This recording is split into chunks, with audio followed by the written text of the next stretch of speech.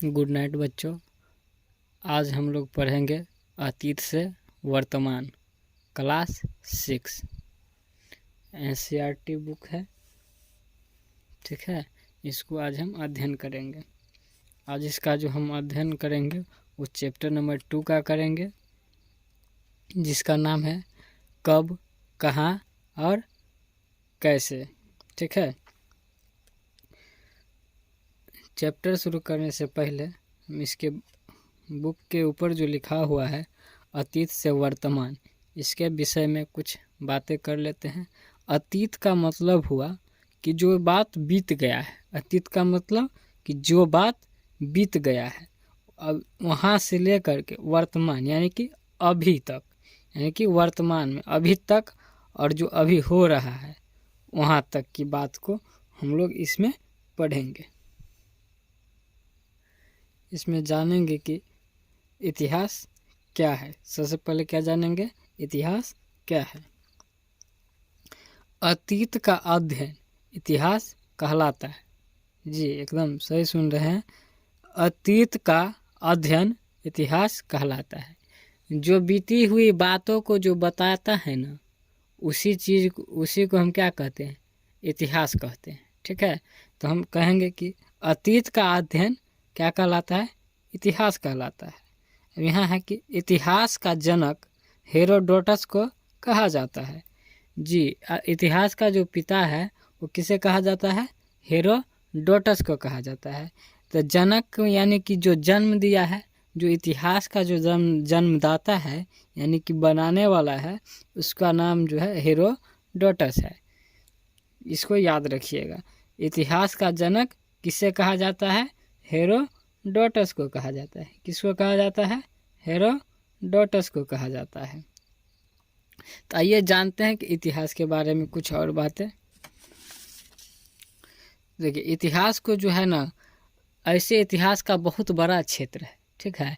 इसको पढ़ने के लिए हम इसको कुछ काल खंडों में विभाजित कर दिए गए हैं, और हर एक काल का, प्रत्येक काल का अपना अपना कुछ न कुछ महत्वपूर्ण योगदान रहा है। चलिए देखते हैं इसको क्या है। देखिए तो इतिहास का जो है 3 भागों में विभाजित किया गया है। इतिहास को 3 भागों में विभाजित किया गया है, प्राक-ऐतिहासिक काल, आधि ऐतिहासिक काल और ऐतिहासिक काल। और इन सब काल को जो है ना फिर अलग अलग जो है भाग है, ठीक है। जैसे जैसे घटना होता गया वैसे वैसे इसको विभाजित करते गए। तो आइए देख लेते हैं इन सब को। तो प्राग ऐतिहासिक काल को जो है 4 भागों में बांटा गया है। पहला जो है पूरा पाषाण काल है, दूसरा मध्य पाषाण काल है, तीसरा नव पाषाण काल है, चौथा ताम्र पाषाण काल है। चलिए उसके बाद है आदि ऐतिहासिक काल। तो आदि ऐतिहासिक काल को 3 भागों में बांटा गया है, सिंधु सभ्यता, कांसा युग और हड़प्पा सभ्यता। आइए तीसरा जो है ऐतिहासिक काल। ऐतिहासिक काल को भी 3 भागों में बांटा गया है, हालांकि इसको 4 भागों में बांटा गया है, जो कि नेहरू युग के नाम से भी जाना जाता है। इसमें हम 3 भाग को ही देखेंगे, और इसमें हमको पढ़ना है प्राचीन काल। प्राचीन काल में भी हमको पढ़ना है सिर्फ अभी भारत का ही, पूरा विश्व लेवल पर अभी नहीं पढ़ना है। सिर्फ हमको चूँकि क्लास 6 का ही है, तो इसमें जो बताया गया है उसी लेवल से हम यानी कि समझाने का प्रयास करेंगे, ठीक है। क्योंकि ज़्यादा हाई लेवल हो जाएगा तो फिर समझने में थोड़ा दिक्कत होगा, क्योंकि यह 6 क्लास का है, तो उसी लेवल से बच्चे को समझ में भी आना चाहिए, है ना। चलिए तो इसका जो है प्राचीन काल, मध्यकाल और आधुनिक काल है, तो इसको हम लोग पढ़ेंगे, ठीक है। तो अभी हमको पढ़ना है क्या है, प्राचीन काल, ठीक है। चलिए अब इसका अध्याय जो है 2 शुरू करते हैं, क्योंकि 1 में कुछ है नहीं खास चीज़। अगर हमको अगर लगेगा कि इसमें कुछ है, अगर आप लोग कमेंट कीजिएगा तो उस पर भी अलग से वीडियो बना देंगे, लेकिन उसमें कुछ ज़्यादा खास चीज़ नहीं है, इसलिए डायरेक्ट हम चैप्टर 2 से शुरू कर रहे हैं।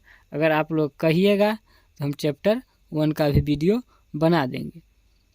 तो अध्याय 2 क्या, कब, कहाँ और कैसे। ठीक है, जो क्या हुआ है, कब हुआ है, कहाँ हुआ है और ये सब जो घटना है वो कैसे हुआ है। ठीक है, इस सब के बारे में हम लोग पढ़ेंगे। ठीक है, इसे समझने का प्रयास करेंगे। कह रहा है अध्ययन का काल निर्धारण कैसे करेंगे। आपकी बुक में ये कह रहा है कि अध्ययन का काल निर्धारण हम लोग कैसे करेंगे। ठीक है, तो उसको हम लोग समझने का प्रयास करते हैं। तो कह रहा है अध्ययन में समस्या न हो, अध्ययन में समस्या न हो इसलिए इतिहास में कालखंडों का निर्धारण किया गया है। तो भाई कालखंड का जो निर्धारण क्यों किया गया है, डायरेक्ट हम लोग क्यों नहीं पढ़ लिए, क्योंकि अगर एक ही बार अगर हम पढ़ेंगे तो थोड़ा बहुत समस्या होगा, और इसको स्टेप बाय स्टेप समझने का प्रयास करेंगे ना तो चीज़ें क्या होगा, आसान हो जाएगा। इसलिए जो है इसको कालखंडों के रूप में बांट दिया गया है। ठीक है, तो इस कालखंडों को इस प्रकार से बांटा गया है, प्राचीन काल, मध्यकाल और आधुनिक काल। ठीक है, प्राचीन काल, मध्यकाल, आधुनिक काल, इसको 3 भागों में बांट दिया गया है। ठीक है, कितने भागों में, 3 भागों में। ठीक,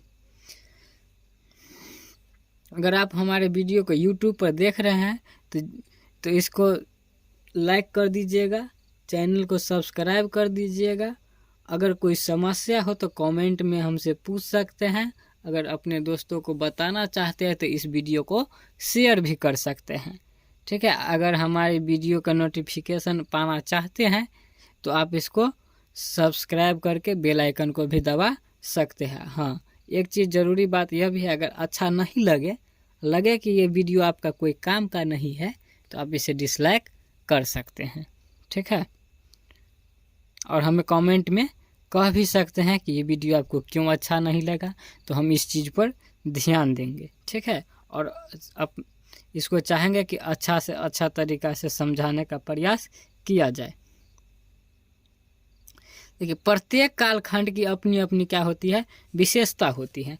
प्रत्येक कालखंड के क्या होता है बाबू, अपनी विशेषता होता है। जिस तरह कोई हर आदमी के पास में कोई ना कोई टैलेंट होता है, कोई ना कोई गुण होता है, कोई ना कोई खासियत होता है, उसी तरह प्रत्येक काल में का कोई ना कोई घटना है, सबकी अलग अलग विशेषता है।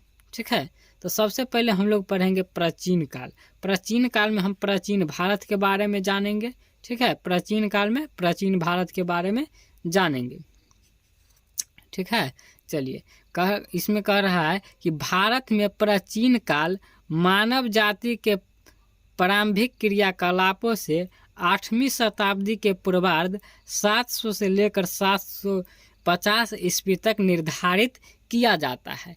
यहाँ पर जो विद्वान लोग हैं यहाँ का, वो जो इतिहासकार है, उन्होंने इस काल को, प्राचीन काल को, भारतीय प्राचीन काल को 700 से लेकर के 750 ईस्वी तक क्या किया गया है, निर्धारण कर दिए हैं। ठीक है, चलिए, हाँ, तो एक चीज़ ये भी ध्यान रखिएगा कि इसके आरंभिक चरण को पूर्व ऐतिहासिक भी कहा जाता है। ये जो शुरुआत वाला इसका जो काल है ना, उसको पूर्व ऐतिहासिक काल भी कहा जाता है। ठीक है, ध्यान देने योग्य बात यह भी है, इसमें देख लीजिएगा कि ध्यान रखें कि इस युग की कोई क्रमबद्ध लिखित इतिहास उपलब्ध नहीं है। ये जो इतिहास प्राचीन काल है, इसका कोई लिखित जो है साक्ष्य नहीं है। ठीक है, चलिए आगे देखते हैं क्या है इस युग में। अब इस युग में जो है क्या क्या हुआ है, ठीक है, उस सब चीज़ों को देख लेते हैं। तो इस युग में जो है आग एवं पहिया का उपयोग, यानी कि आग एवं पहिया का खोज जो है इस युग में हो गया था। आग एवं पहिया का खोज इस युग में हो गया था। ठीक है, गांव, कस्बा तथा शहर, गांव, कस्बा तथा शहर इस युग में क्या हुआ था, बस चुका था। ठीक है, अंत में विशाल साम्राज्यों की स्थापना भी हो गया था। इसमें क्या हो गया था, विशाल साम्राज्य की स्थापना। विशाल साम्राज्य का मतलब क्या, बड़े बड़े राज्य का स्थापना इस काल में हो चुका था। ठीक है।